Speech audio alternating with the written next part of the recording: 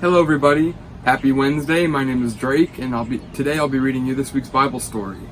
So we have a very special story this week because this Sunday is Pentecost. So today's story is called A Gust of Wind and it's based on Acts chapter 2 verses 1 through 21. So let's get started. A gust of wind blasted through the house in Jerusalem. The disciples jumped up from the table. Andrew grabbed the bread. John and James grabbed the cups.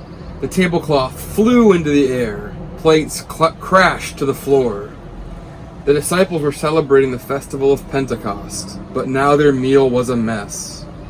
Andrew dropped the bread in surprise. A flame of fire floated over each disciple's head.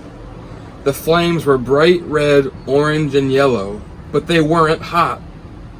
Andrew pointed to the flames. "Look!" The disciples looked. John and James dropped the cups. Peter's and Simon's eyes grew wide. Bartholomew's and Philip's mouths dropped open. Matthew, Thomas, and Matthias gasped. Thaddeus and the other James pointed to Andrew's head. "You have a flame too!"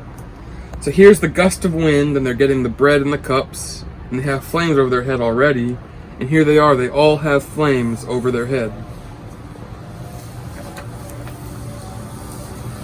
Suddenly, the disciples began to speak in different languages. Latin, Greek, Arabic, all the languages of the world.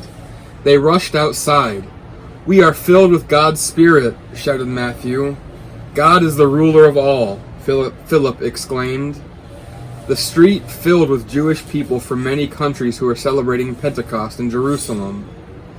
Every person, no matter where they had come from, heard the disciples speaking about God's power in their own language. The people couldn't believe their ears. Some in the crowd sneered. They could not believe that the disciples actually could speak all of the languages. But many other people were amazed. Peter yelled, "Each of you hears our words in your own language. God's Spirit has made this possible." So here are the 12 disciples out on the street talking about God and Jesus. And here they are talking more about it in all the languages. So everyone, that's our Pentecost story this Sunday, this week.